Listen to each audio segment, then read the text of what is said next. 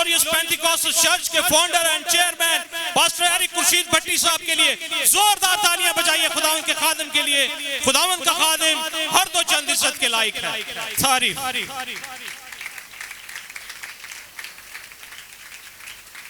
जोरदार तालियां खुदावंद के खादिम के लिए।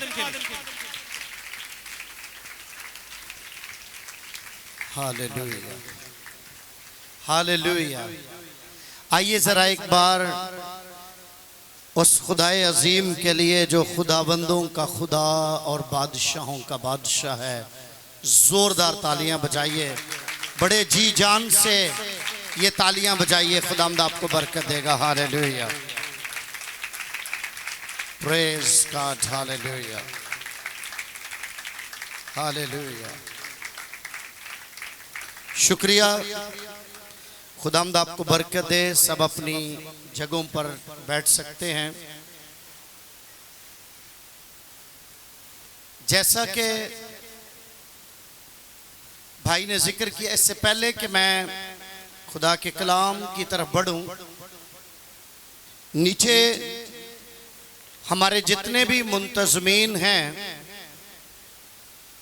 मैं उनसे दरख्वास्त करना चाहता हूं कि जितने लोग उनके पास एक्स्ट्रा हैं, 2 लोगों के अलावा सिक्योरिटी और एक रजिस्ट्रेशन वाला शख्स वहां रहे और बाकी नीचे से तमाम लोग ऊपर आ जाएं, क्योंकि जिस मकसद के लिए हमने सेमिनार का इनाकाद किया है वो ये है कि लोग इस कलाम की सच्चाई को समझें। और मैं ये समझता हूँ कि हमारी कौम का नौजवान जो है उसे बहुत ज़्यादा ज़रूरत है तरबियत की, नहीं,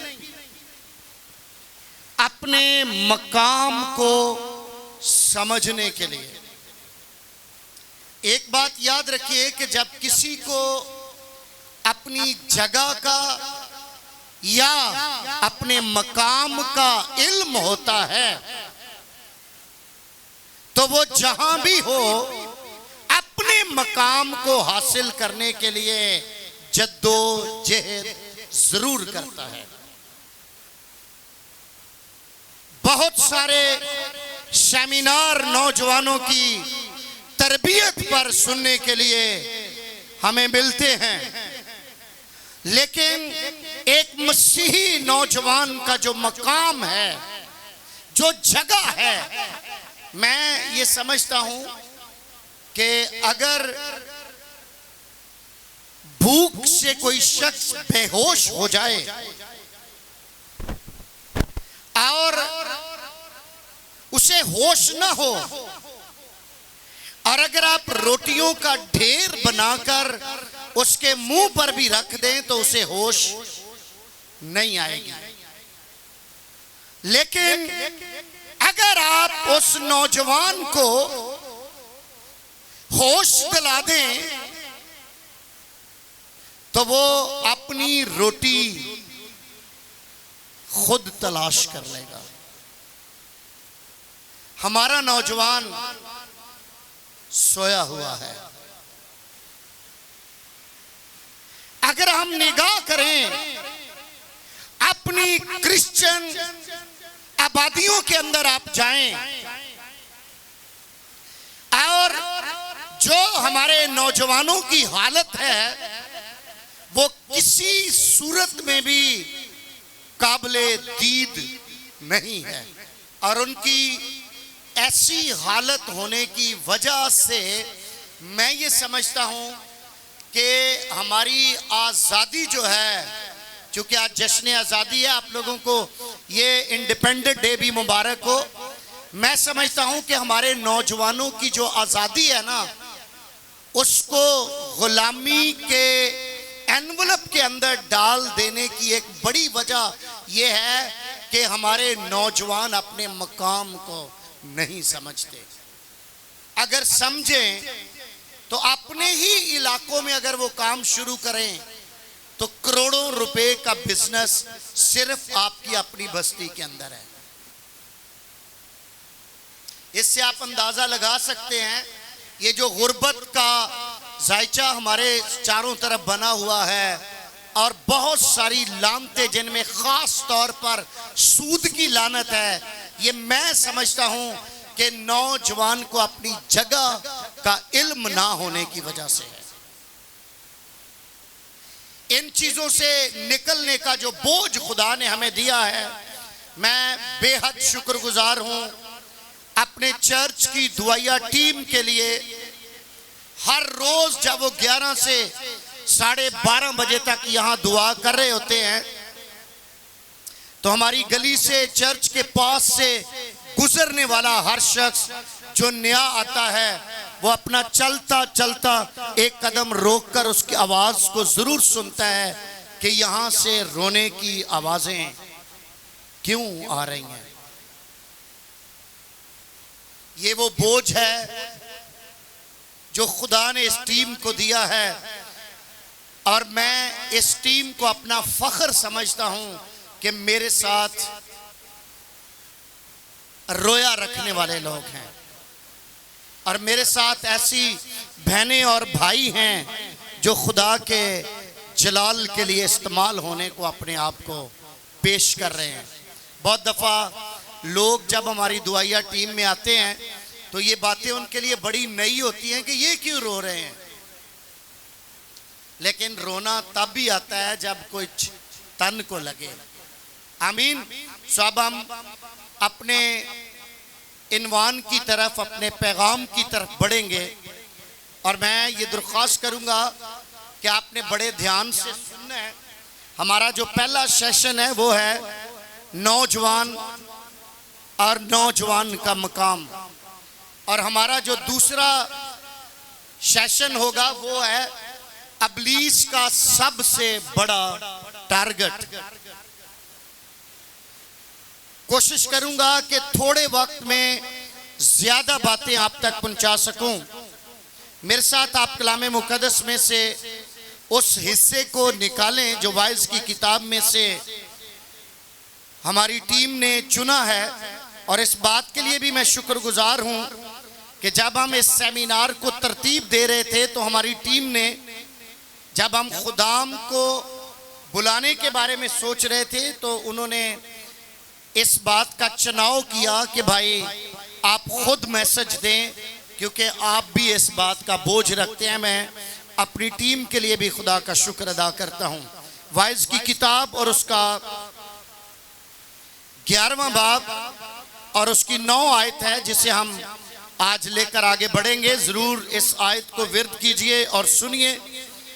कोई भी बुलंद आवाज से इस हिस्से को पढ़ सकता है। ऐ जवान तू अपनी जवानी में खुश हो और उसके आम में अपना जी बहला, और उसके अयाम में अपना जी बहला, और अपने दिल की राहों में, और अपने दिल की राहों में, और अपनी आंखों की मंजूरी में, और अपनी आंखों की मंजूरी में चल। लेकिन याद रख कि इन सब बातों के लिए, इन सब बातों के लिए खुदा तुझको अदालत में खुदा लाएगा। तुझको अदालत में लाएगा।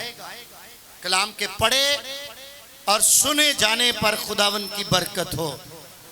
हर एक लफ्ज इस आयत के अंदर जो लिखा हुआ है वो अपने अंदर समंदर की सी गहराई को छुपाए बैठा है। लेकिन जिस आयत को हमने अपने फॉर्म पर भी लिखा है, इस आयत का पहला हिस्सा हमने लिखा है, ऐ जवान अपनी जवानी में खुश हो। अच्छा लगता है खुश होना। ऐ जवान अपनी जवानी में खुश हो। पहले मैं जवान के चंद एक मुतालिब जो लुगात के मुताबिक हैं बताऊं आपको, फिर हम इस खुशी पर बात करेंगे कि खुश कैसे हों। औरत या मर्द जो बचपन से लड़कपन में और लड़कपन से निकलता है जब वो बचपन से लड़कपन और लड़कपन की सरहद पर खड़ा होता है, और उस लड़कपन की सरहद से जब वो आगे पांव रखता है तो समझा जाता है कि ये जवान हो गया है। और बाइबल मुकद्दस ये बताती है कि सीखने के जो मुराहिल हैं वो बचपन में हैं और लड़कपन में हैं। दुनिया में सबसे अजीम तरीन कौम, दुनिया की एक ऐसी उम्मत जो मुट्ठी भर हैं, लेकिन कुदरते खुदावंदी के साथ वो पूरी दुनिया की मईशत को अपने कंट्रोल में रखे हुए हैं, और वो हैं यहूदी। यहूदियों का तर्ज़े अमल यह है कि उनका बच्चा लड़कपन की उम्र में 12 साल की उम्र तक वो अपनी तरबियत के मियार पर पूरा उतर जाता है। यहां तक कि 12 साल की एज तक वो सारी शरीयत से वाकफियत हासिल कर लेता है, और जब वो लड़कपन में आता है तो फिर लड़कपन उसके लिए एक मंसूबा बंदी के लिए अपने आप को तैयार करने का मरहला होता है। और जैसे ही वो लड़कपन से अपनी जवानी में उतरता है और फिर वो अपने मंसूबों पर काम शुरू करता है और दुनिया की दौड़ धूप अपने कब्जे में ले लेता है। और जवान का मतलब है औरत या मर्द, मेल हो या फीमेल, जो लड़कपन के दौर से निकल चुके उसे जवान कहते हैं। और जवान जो है वो इंडिपेंडेंट शख्स को कहा जाता है। उस शख्स को कहा जाता है जिसके अंदर कुछ करने का जज्बा हो। और जब हम इसके माने देखते हैं तो इसका मतलब है मजबूत, फिर ताकतवर, फिर इसका एक और मतलब है दलेर, बहादुर सिपाही, और इसके लिए लुगात के अंदर नया और ताजा का माना भी लिखा गया है। ये जवान के माने हैं। और जब नौजवान साथ लग जाए तो इसका मतलब है जिसकी जवानी का अभी आगाज हुआ है, और वो है नौखेज, नौ उम्र, या जिसको पंजाबी में आप गबरू कहते हो। भाई हुण मुंडा जवान हो गया।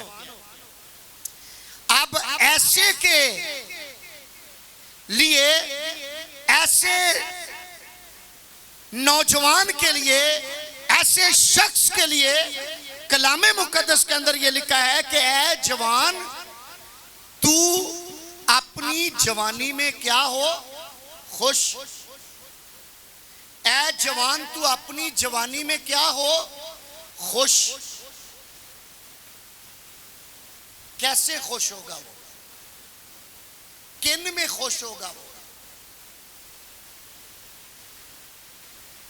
क्या जवानी तक पहुंचने के लिए जो कुछ उसे दरकार था आपने उसके अंदर फीड कर दिया?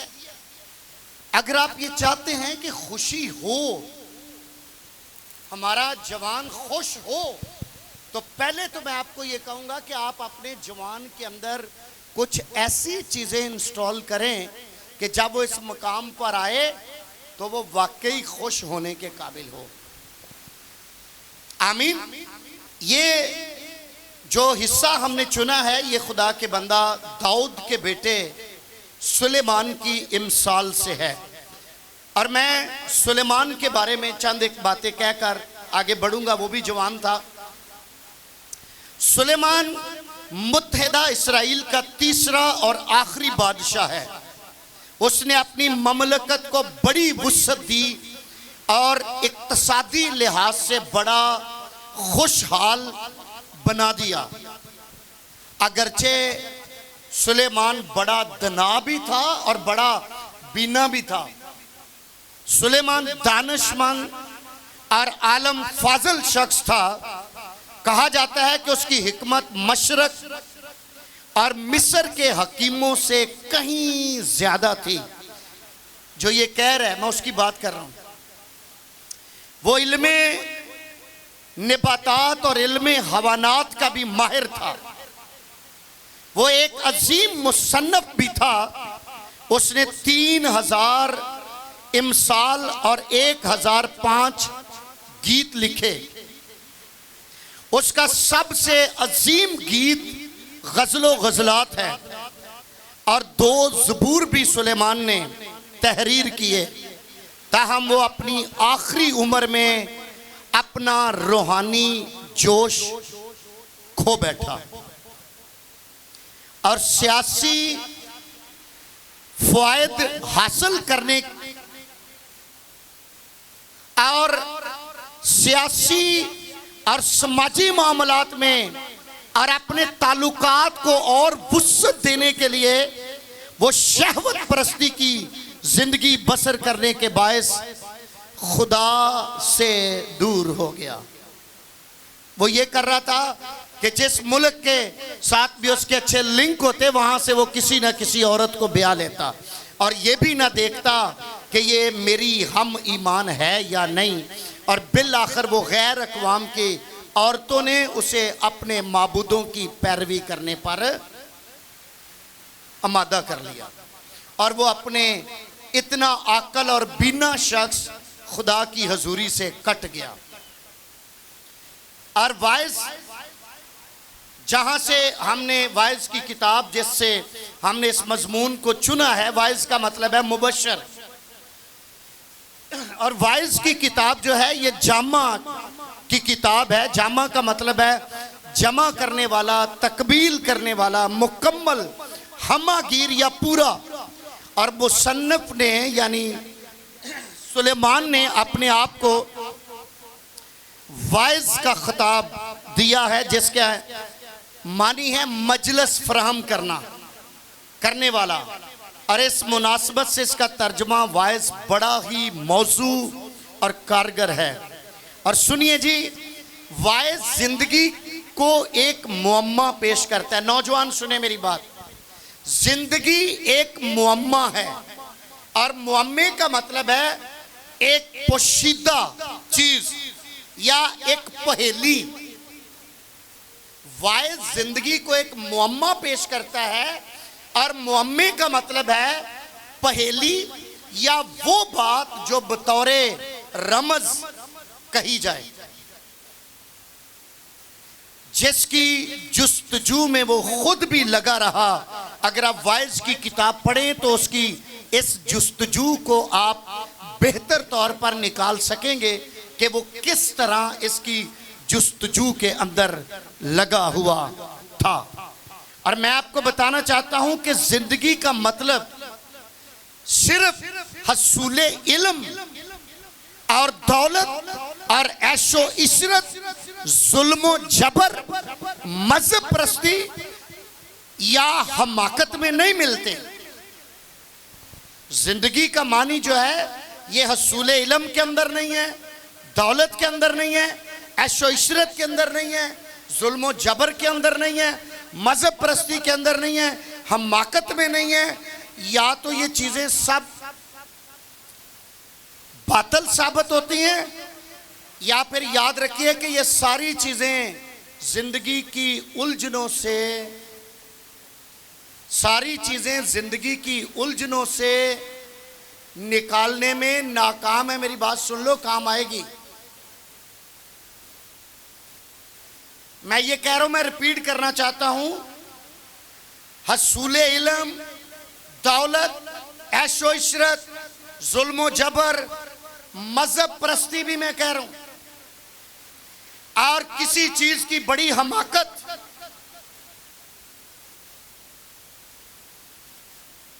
ये चीजें या तो बातिल साबित हुई हैं या फिर जिंदगी की उलझनों को सुलझाने में नाकाम हो गई हैं। वजह कि जिंदगी ये नहीं है। वाइज की किताब के 3 बाब की 11वीं आयत में लिखा है, खुदा ने इंसान के दिल में अब्दियत को भी डाला हुआ है। आमीन। सो इसलिए वाइज इसे बड़ा खुल कर बयान करता है। लिहाजा मुनासिब है कि इंसान रोज बरोज अपनी जिंदगी को खुदा के हाथ से ले और उसे खुदा की नेमत समझकर उससे लुत्फ अंदोज हो और उसी के लिए जिए। ये है जिंदगी। अब मैं नौजवान के मकाम की तरफ आना चाहता हूं, जो हमारा मेन वो है, उसकी तरफ आ रहे हैं। मेरे साथ ज़बूर की किताब निकालिए और उसका 128 ज़बूर और उसकी 3री आयत पढ़ें।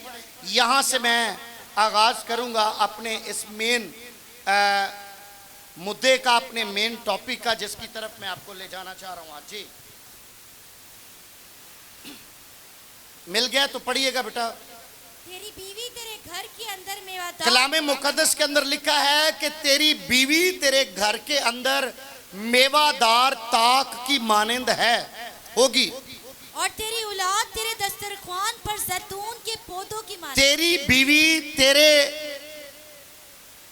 घर के अंदर मेवादार ताक की मानंद होगी और तेरी औलाद तेरे दस्तरख्वान पर जैतून के पौधों की मानंद।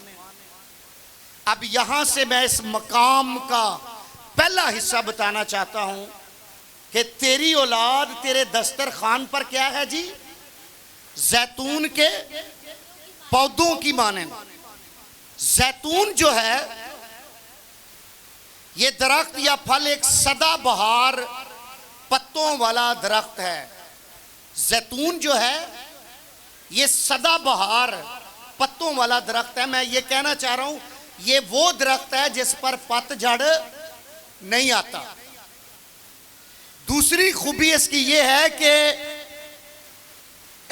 ये एक खानदान की तेल की सारी जरूरियात के लिए एक ही दरख्त काफी है।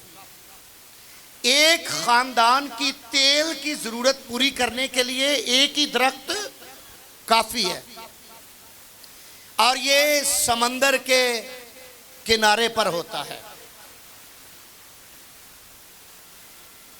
काश्त भी किया जाता है और इसकी बड़ी खूबी कि ये पानी के अंदर बड़ी मुद्दत तक रहने के बाद भी जिंदा रहता है। तूफान नूह के बाद जो खूबसूरत कुंपल कबूतरी लेकर आई थी वो जैतून की पत्ती की थी। इतनी देर पानी के अंदर रहने के बावजूद भी उसने अपनी कोंपलों को निकाला। इसके फल से तेल निकालते हैं। अगर आप मेरे साथ खरूज की किताब और उसके 27वें बाब की 20 और 21 आयत को निकालें। खरूज की किताब और उसका 27 बाब 20 और 21 आयत। जी बेटा। और तू बनी इस्राएल को हुक्म देना, और तू बनी इस्राएल को हुक्म देना कि वो तेरे पास कूट कर निकला हुआ, और वो तेरे पास कूट कर निकाला हुआ जैतून का खालिस तेल, जैतून का खालिस तेल रोशनी के लिए लाए। रोशनी के लिए लाए। रोशनी के लिए कौन सा तेल लाए? जैतून का तेल। जैतून का तेल कूट कर लेकर आए जी। ताकि चिराग हमेशा जलता रहे, ताकि चिराग हमेशा जलता रहे। तेरी औलाद तेरे दस्तरखान पर जैतून के पौधों की मानंद है और इसके फल से निकलने वाला ऑयल जो है वो कूट कर तेरे हजूर लाएं रोशनी के लिए। नौजवान बेटा सुनो, नौजवान मसीहो अपनी कौम और अपने मुल्क के लिए रोशनी का मीनार है। क्या है जी? रोशनी का मीनार है। अगर नौजवान रोशनी देना बंद कर दें तो याद रखिएगा कि फिर रोशनी की उम्मीदें खत्म हो जाएंगी।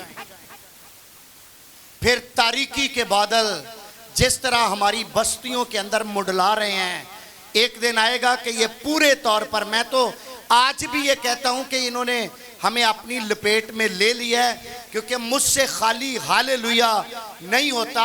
हम खुदा के बेटे हैं और बेटों का ये कत्तन मियार और मकाम नहीं है जहां हम रह रहे हैं या जो कुछ हमारे रहने के तरीकाकार हैं। मैं इसे मुनासिब जगह नहीं समझता। मैं अपनी बात कर रहा हूं। मेरे साथ बेशक जो मुझे टीवी की स्क्रीन पर देख रहे हैं वो या आप मेरे साथ इत्तेफाक करें या ना करें, लेकिन मसीही होने के नाते और खुदा के बेटे होने के नाते मैं नहीं समझता कि ये हमारा म्यार है। और ये म्यार इसलिए नहीं कि हमारे नौजवान रोशनी का जो मीनार है उनके अंदर से जो रोशनी निकल कर खानदान को मुनव्वर करे और मुआशरे को मुनव्वर करे, वो रोशनी उनके अंदर से निकल नहीं रही। और यहाँ पर एक और बात लिखी है, ये हैकल में चिराग दानों के अंदर डाला जाए ताकि हैकल के अंदर भी 24 आवर 24 घंटे 7 दिन और साल के 365 दिन हैकल के दिए जलते रहें। आपका नौजवान कहाँ है?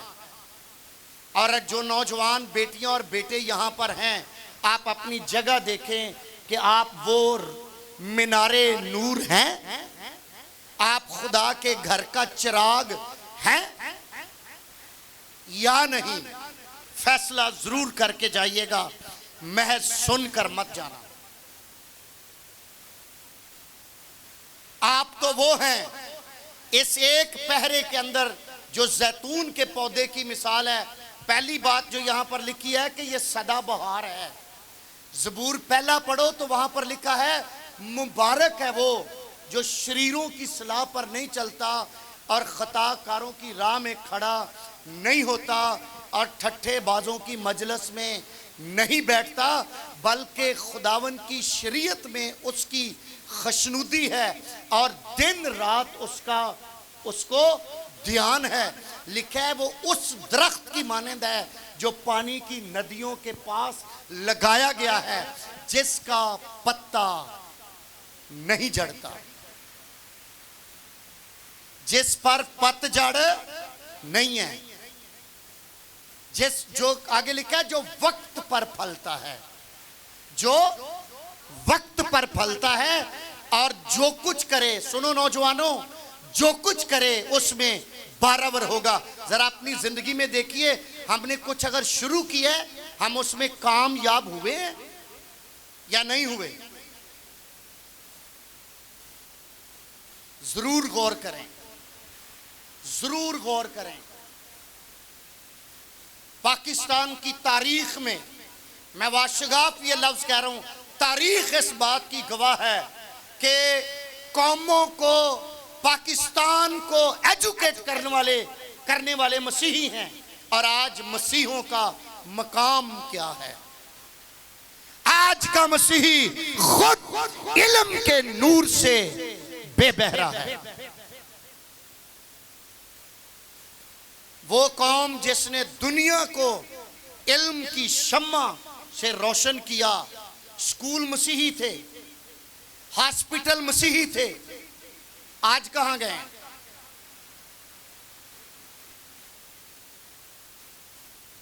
आज कहां हैं?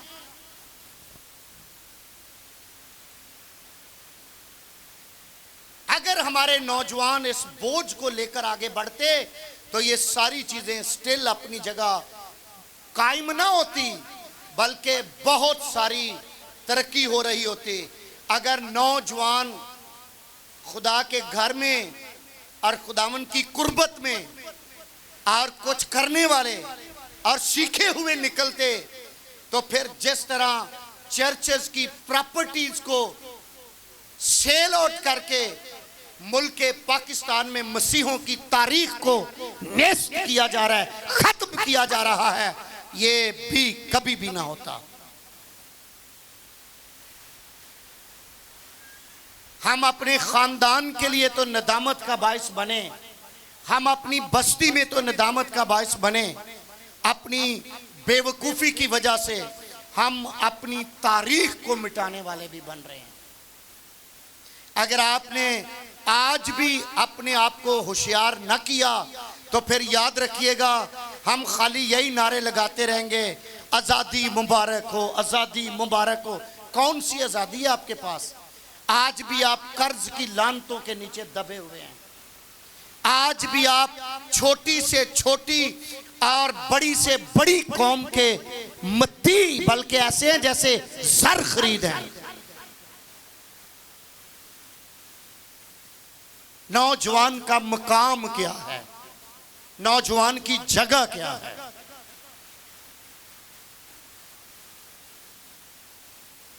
ज़बूर 52 मेरे साथ निकालिए, उसकी एक आयत पढ़ेंगे हम। 8वीं आयत पढ़िएगा जल्दी से, जो भी निकाले।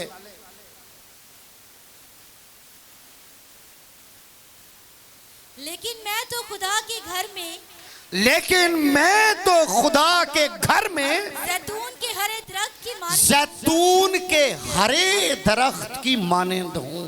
मैं तो कहां पर? मैं तो खुदा के घर में जैतून के हरे दरख्त की मानंद हूं। मेरा तवक्कल अब्दुल्ला आबाद खुदा की शफकत पर है। आपका तवक्कल कहां है?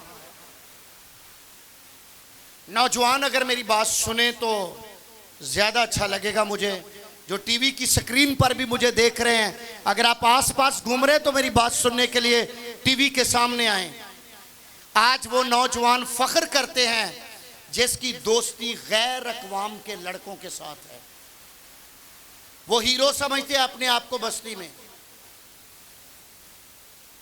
आपका अपना क्या मकाम है? आपकी अपनी जगह कौन सी है? ज़बूर नवीस कह रहे हैं, लेकिन मैं तो खुदा के घर में जैतून के हरे दरख्त की मानंद हूं, और खुदावन की शफकत हमेशा तक मुझ पर है। क्या खुदावन से अलग होकर आप कुछ कर लोगे?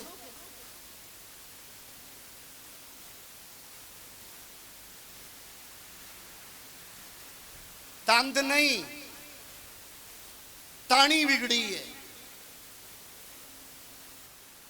बाइबल कहती है जहां रोया नहीं वहां लोग बेकैद हो जाते हैं, आजाद हो जाते हैं। जहां रोया नहीं, जहां मंसूबा नहीं। मेरे नौजवानों, आपके पास कौन सा मंसूबा है? मेरी बेटियों, मेरे भाइयों, मुझे बार बार ये लफ्ज कहते हुए शर्म आ रही है, मां सिवाय शादी के आपके पास कौन सा मंसूबा है? ये बात कहते हुए मुझे शर्म आ रही है। अरे शादी तो इलाही मंसूबा है, ये तो खुदा का प्लान है। इसमें भी आप खुदा के प्लान को शामिल होने ही नहीं देते। खुदा वक्त पर सर बुलंद करता है, लेकिन हम वो कहते ना जम उगदे नहीं ते साथी तलाश करन डै पैने हैं। आज का नौजवान सिर्फ एक ही धुन में जिंदगी गुजार रहा है। और याद रखिएगा, अगर आप इसी तरह से जिंदगी गुजारते रहे तो जो कुछ आपके पास है कल ये भी नहीं होगा।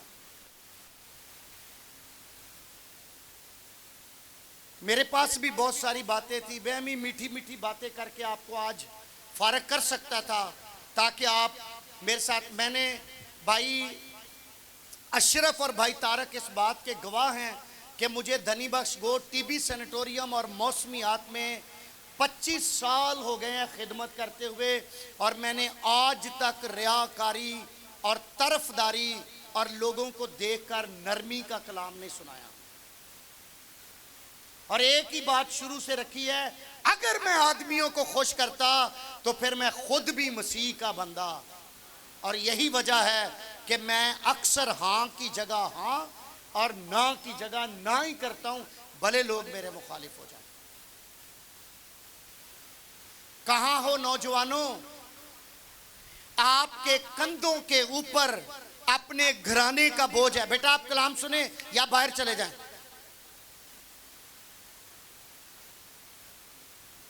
आपके कंधों पर आपके घराने का बोझ है। अरे मेरे भाई मेरी बहन, आप जो जवान हो, आपके कंधों पर अंजील का पैगाम है, अंजील की तरसील, ये खुशी की खबर आपने कौमों, उम्मतों, कबीलों के पास लेकर जानी है। और तुम कहां हो?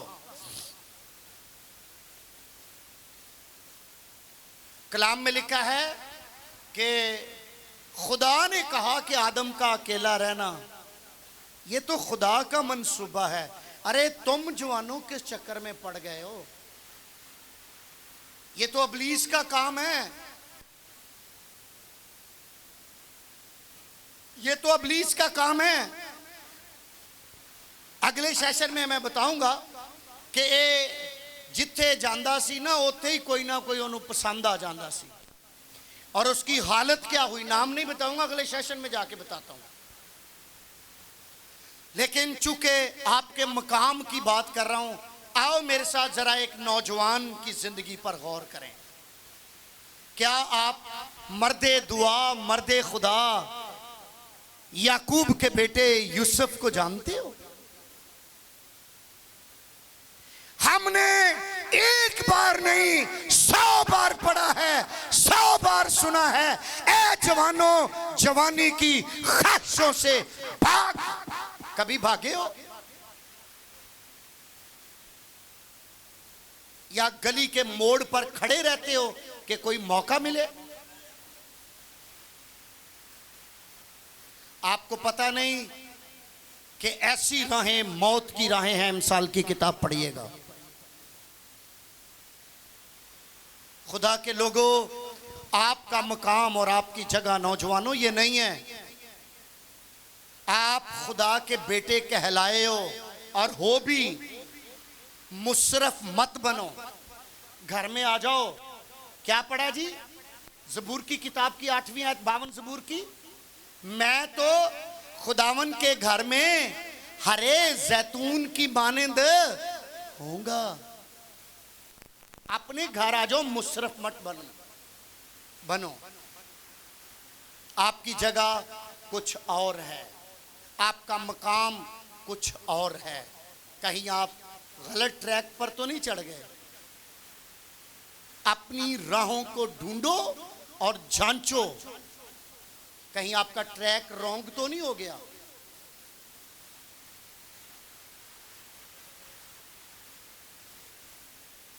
पाकिस्तान की तारीख गवाह है कि पाकिस्तान जब बना तो इसकी दौड़ धूप मसीहों ने कायद आजम के साथ मिलकर संभाली थी। आज तुसी कोई अपना चाजदा एमपीए ही विखा दो, वो भी शराब में धुत।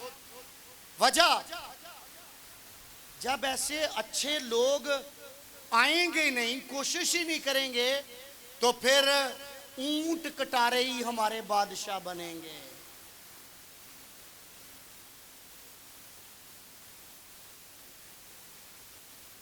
किसी अपने मसीही सियासी रहनुमा को बुला लो, जो गली के कूचों कुआड़ों में खड़े हैं ना, चर्च पीन वाले, मवाली शवाली, सब पीछे पीछे दौड़े आएंगे। और ये भी तकद्दस नहीं होता कि अरे हम चर्च में आए हुए हैं। आपकी जगह क्या है, मैं आपको ये याद दिलाने के लिए कोशिश कर रहा हूं।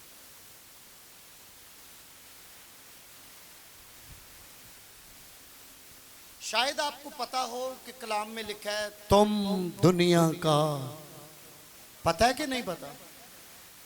तुम दुनिया का कौन, किसकी बात कर रहे हो? कौन सा नूर, कैसा नूर? वो नूर जो चर्च में तालियां बजा रहा है, हालेलुया के नारे मार रहा है और गीत गा रहा है, और बाहर जाकर वही ठट्ठाबाज और घमंडी और शरारती, ये नूर? तुम्हारी रोशनी चर्च में है? अरे तुम्हारी रोशनी चर्च में नहीं चाहिए, तुम्हारी रोशनी तो आदमियों के सामने चाहिए। करैक्टर, रवैया, सिर्फ ये करो कि तुम्हारा चाल चलन मसीह की अंजील यानी खुशखबरी के मुआफिक हो। ये है तुम्हारा मकाम, कि तुम्हारा चाल चलन मसीह की खुशखबरी के मुआफिक हो।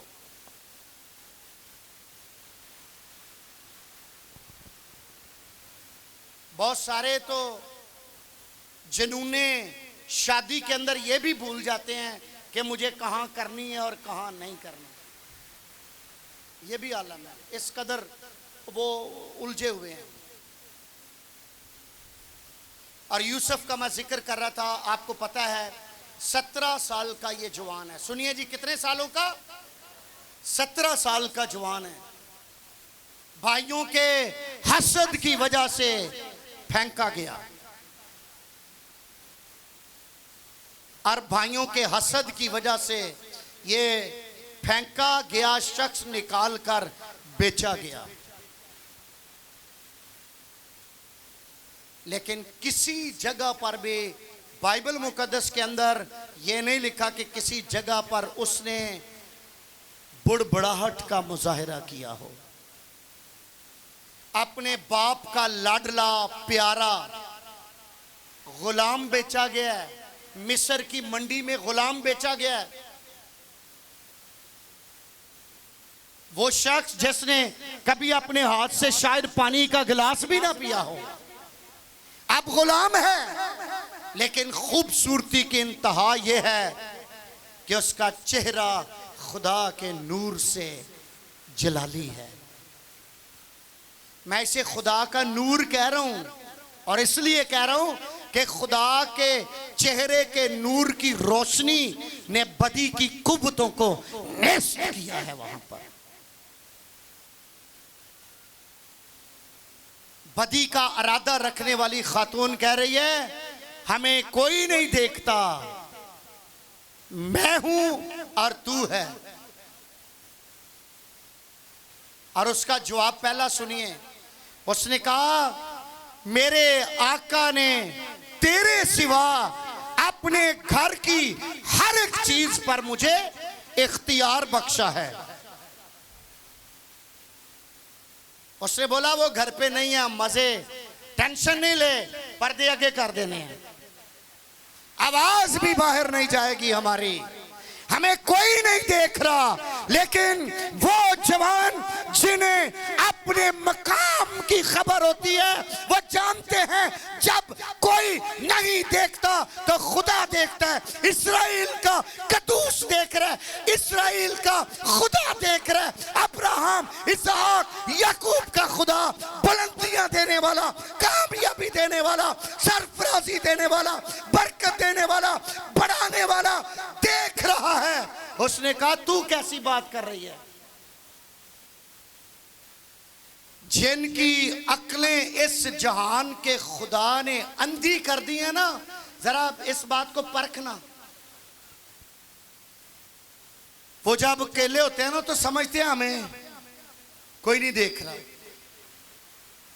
लेकिन जिनकी आंखें यहोवा खुदा ने मुनव्वर की है ना, वो कभी नहीं भूलते कि इस्राएल का खुदा मुझे देख रहा है।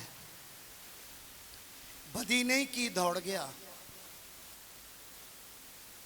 दौड़ गया। औरत ने शाम को, ये बड़ियां कारीगर होंदियां जे, औरत ने शाम को अपना प्लान बदल लिया। सुनिया जे मेरी भैनों भराओ, 3 साल जेल में गुजारने पड़े। पौलुस कहता है अगर तुम बुरा करके मार खाते हो, क्या करते हो? क्या गुनहगार ऐसा नहीं कर रहे? अगर तुम नेकी करके दुख उठाओ तो बात है, नेकी की है, भलाई की है, उसके साथ भी अपने साथ भी, और 3 साल उसे जेल में गुजारने पड़े। जो बात कहना चाह रहा हूं वो सुनिएगा, कुड़ा वहां भी नहीं, क्योंकि वो जहां जहां गया, सुनिया जे जरा, साडा काम नहीं चलन देंदे, सानू पकौड़े नहीं बेचन देंदे, हमें ये नहीं करने देते।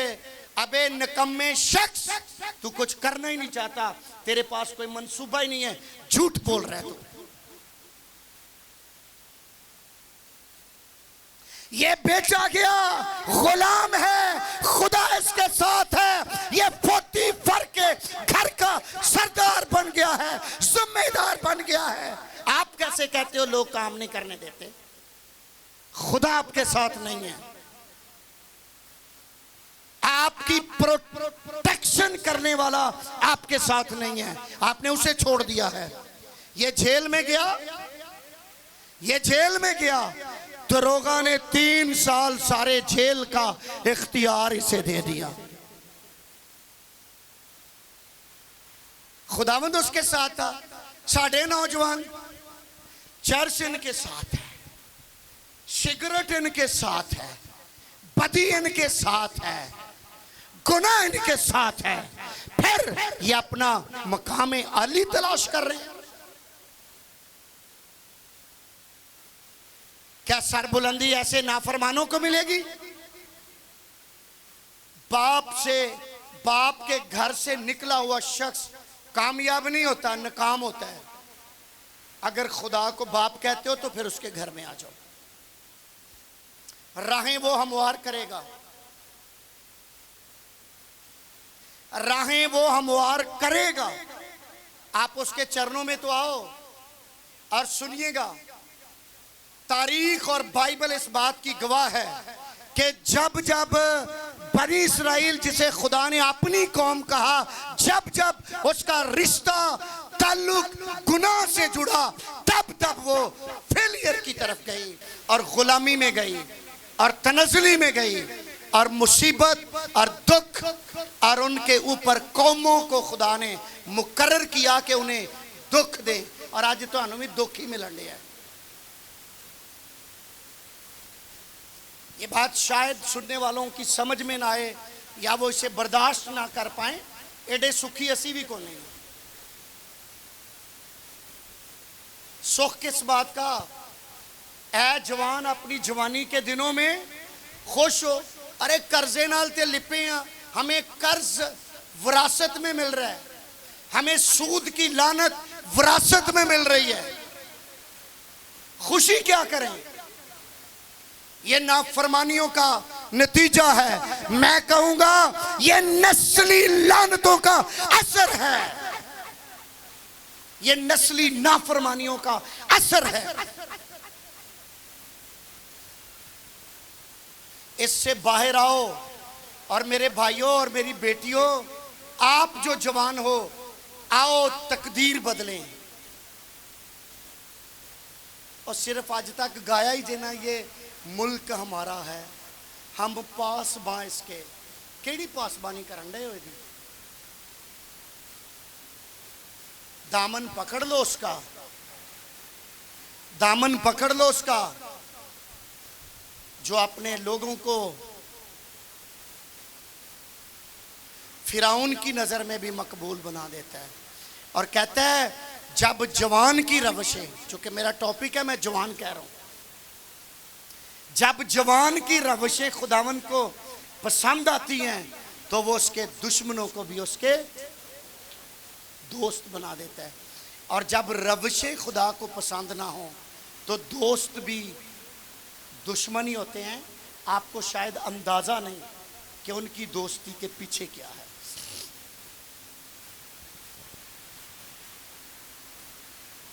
खुदा के लोगों, जिस तरह आपने यूसुफ की जिंदगी में देखा, नौजवान की रवश पाक होनी चाहिए। रवश पाक होनी चाहिए। बेटा सुनो, रवश पाक होनी चाहिए। ज़बूर गाते हो ना 119 की 9वीं आयत से, जवान भला किस तरह साफ रखेगा अपना। कैसे रखेगा? तेरे कलाम दे मुआफिक चले, रखे ओ देते निगाह। कितने नौजवान हैं जिनकी निगाह खुदा के कलाम पर है।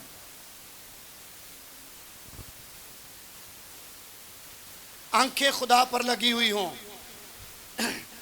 इब्रानियों के खत में लिखा है 12वें बाब में, ईमान के बानी और कामिल करने वाले यीशु को तकते रहो।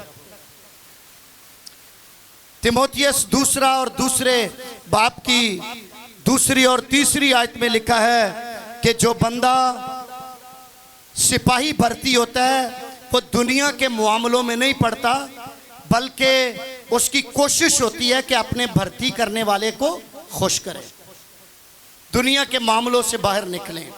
नौजवान की शान में एक दो बातें करके आगे बढ़ना चाह रहा हूँ, आमीन करना चाह रहा हूँ, क्योंकि मेरा टाइम ज़्यादा हो गया। मैंने शायद कुछ एक्स्ट्रा टाइम आपका ले लिया। खुदा के लोगों, नौजवान मुआशरे में हर अहम तरीन है।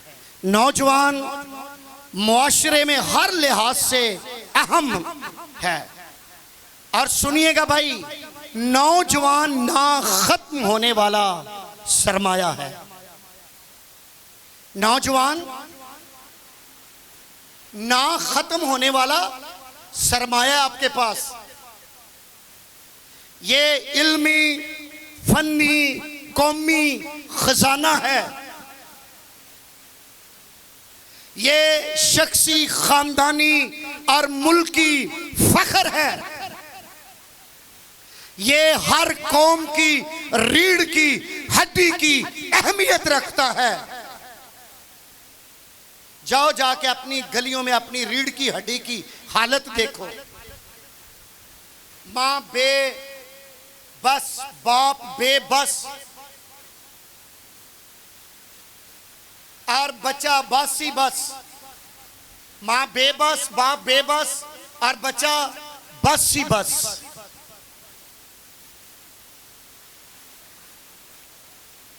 अजीजों, इस नौजवान पर तमाम लोगों की नजरें लगी हुई हैं। खानदान, कौमें और मुल्कों की उम्मीदें नौजवान से वाबस्ता हैं।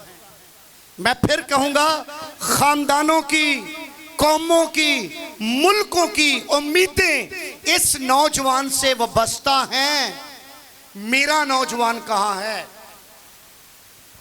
जिसके साथ मेरा कल जुड़ा हुआ है? मेरा नौजवान कहाँ है जिसके साथ मेरी उम्मीदें जुड़ी हुई हैं? वाई? क्यों ऐसा है? किस लिए ऐसा है? अगर आप इसे गौर से देखें तो बैनुल अक़वामी सतह पर भी नौजवान हर लिहाज से अपनी अहमियत का खुद हामिल है। बल्कि दुनिया का हर शोबा बाशिद्दत इस जवान का मोहताज और जरूरतमंद है। दुनिया के जितने मामलात और शोबा जाते हैं ना, वो मोहताज हैं, जरूरतमंद है नौजवानों के। लेकिन मेरा नौजवान कहाँ है? मेरे नौजवान का मकाम क्या है? आखिर में कहूंगा, मैंने कहा दुनिया का हर शोबा बाशिद्दत इसका मोहताज और ज़रूरतमंद है। मसलन ज़राअत, मेडिकल, आर्मी, सियासी, तालीमी सरगर्मियां हों या रूहानी सरगर्मियां हों या समाजी सरगर्मियां हों, तारीख के वर्क गर्दानी करने से ये बात अयां होती है कि खड़े होने वाले नौजवानों ने न सिर्फ फतह और हुर्मत हासिल की बल्कि तारीख पर अनमिट नकूश जो है वो कायम कर दिए हैं। आमीन आमीन। तारीख इस बात की गवाह है कि खड़े होने वाले नौजवानों ने ना सिर्फ फतह और हुर्मत ही पाई है बल्कि तारीख पर अनमिट नकूश रकम कर दिए हैं जो कभी ख़त्म नहीं हो सकते। आखिर में एक हवाला पढ़ के अपने सेशन का, अपने पैगाम का अख्ताम करना चाहता हूँ। आए मेरे साथ इस हवाले को बागौर सुने। करंथस का ख़त है, पहला करंथियों 13वां बाब। इसके साथ हम इस अपने पहले हिस्से को इख्तिताम तक पहुँचाएंगे। जी 13वां बाब और उसकी 11वीं आयत है। पौलुस रसूल कहता है जो हीरो है, जी, जब मैं बच्चा था तो बच्चों की तरह बोलता एक मिनट जरा तालियां बजाइए क्योंकि हम आखिर पर चले गए, एंड पे चले। जोरदार तालियां ताकि आपके पास आसपास सोए हुए लोग जाग जाएं। जोर से ताली बजाएं। आवाज आपकी कैमरे में नहीं जा रही, जोर से। आमीन आमीन आमीन आमीन। अपने साथ वाले से जरा कहिए, भाई सुनो, बहन सुनो, बोलो बोलो बोलो, एक दूसरे को जरा हिला के बोलो, भाई ध्यान से सुनो। आमीन। अब संजीदा हो जाइए, वापस आ जाइए, वापस अपनी जगह पर आ जाइए और मेरे साथ इस आयत को पढ़ें। जब मैं बच्चा था तो बच्चों की तरह बोलता था, यानी बचपन भी था, और जब बच्चा था तो बच्चों की तरह बोलता था। आगे, बच्चों की सी तबीयत थी, बच्चों की सी तबीयत थी, बच्चों की सी समझ थी, लेकिन जब जवान हुआ तो बचपन की बातें तर्क कर दी। दोबारा मैं पढ़ूंगा, अब सुने, फिर इसी पर हम आमीन कर रहे हैं। इस पर आपने सोचना, ये आपका आज के इस हिस्से का जो है ना, ये होमवर्क है। जी, जब मैं बच्चा था तो बच्चों की तरह बोलता था, बच्चों की सी तबीयत थी, बच्चों की सी समझ थी, लेकिन जब जवान हुआ तो बचपन की बातें तर्क कर दी।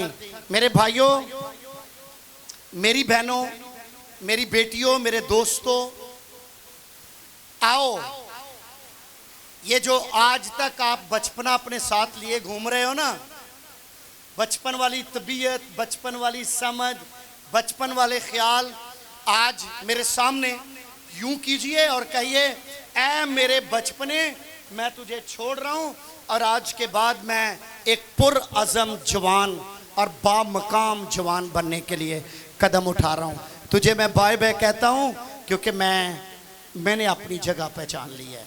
सारे बोलें, फिर हम आमीन करेंगे। बोलो, आपस में बोलो बोलो बोलो बोलो बोलो। ऐ बचपने की आदतों, तबीयतों और रवैयों, बचपन की समझ, मैं तुझे यहाँ पर ही आज छोड़ रहा हूँ क्योंकि मैं जवान हो चुका हूँ और अब मैं अपने मकाम को समझने बढ़ रहा हूँ। खुदावंद आपको बरकत दे। आए अपनी आंखें बंद करें, अपने सरों को झुकाएं और खुदा की सताइश करें इस खूबसूरत पैगाम और कलाम के लिए, और दुआ करें कि खुदा मेरी कौम में ऐसे नौजवानों को उठाए जो दुनिया पाकिस्तान की दौड़ धूप संभालें और दुनिया जाने कि ये वही है। आज लोग एवं आंदे ने पाकिस्तान बनाया था, पाकिस्तान बचाएंगे। अरे पाकिस्तान तुमने बनाया था और तुम ही बचाओगे। पंजाब आपकी वजह से था, पंजाब आपके वोट की वजह से था, और आज पंजाब में आपका जीना हराम है। और ये इसलिए है कि मेरे लोग अदम मार्फत की वजह से हलाक हो गए। आंखें बंद करें और हम दुआ करेंगे। Praise God. आए जी, मीटिंग प्रिजाइड करने वाले वापस अपनी जगह पर आ जाएं। खुदावंद आपको बरकत दे। God bless you. Praise God. Hallelujah, hallelujah. Jesus. जोरदार तालियां खुदावंद के खादिम के लिए बजाएंगे, आज के कलाम के लिए। तारीफ। सो आइए अपनी आंखों को बंद करते सरों को झुकाते हैं, अपनी आंखों को बंद करते सरों को झुकाते हैं आज के सेमिनार के पहले सेशन के लिए कि खुदावंद ने अपने बंदा को हम सब की बरकत के लिए बड़ी कुव्वत के साथ खुदा के पाकरून से इस्तेमाल किया। सो आइए अपने सर को झुकाएं, आंखों को बंद करें। हमारे दरमियान खुदावंद के खादम पास्टर डॉक्टर एहसन है, मेरी उनसे दरख्वास्त है वो सामने आएंगे और जो सेशन हो चुका उसके लिए और आने वाले सेशन के लिए भी खुदावंद के हुजूर दुआ मांगे। मेरे अज़ीज़ों, हम खुदावंद की शुक्रगुजारी करें। अपनी आंखों को बंद रखिए। आज जो कलाम खुदावंद ने मुझसे और आपसे किया है, अपनी अपनी जिंदगियों में उस पर गौर करने वाले हों। ऐ खुदावंद कादिर मुतलक मेहरबान बुजुर्ग खुदा, हम तेरी शुक्रगुजारी तेरी तारीफ करते हैं कि तू हर रोज हमारी तरबियत करता है। हम कमजोर हैं। अगर हम आज के दिन तक बच्चे थे, अकल से, समझ से, अपने चाल चलन से, अपने तरीके से और अपनी तालीम से बच्चे थे, तो आज एक एक जिंदगी ने तेरे कलाम को सुना और जाना है कि खुदावंद तो हमारे लिए बड़े बड़े मंसूबे रखता है। खुदावंद तूने अपने खादम को बड़ी ईमानदारी से और बड़ी दयानतदारी से कलाम की हिकमत बख्शी है ताकि तेरा बंदा तेरे लोगों तक तेरे कलाम को तेरी पाक मर्जी से बयान करे। इन सब बातों के लिए तेरी शुक्रगुजारी करते हैं। खुदावंद आज जिस कदर मेरा निकम्मापन, मेरी कमजोरियां, मेरी नालायकियां मुझ पर जाहिर हुई हैं, मैं चाहता हूं कि आज जितनी जिंदगियां इस पंडाल में मौजूद हैं, आज तेरे कलाम के मुताबिक अपना अपना जायजा लें।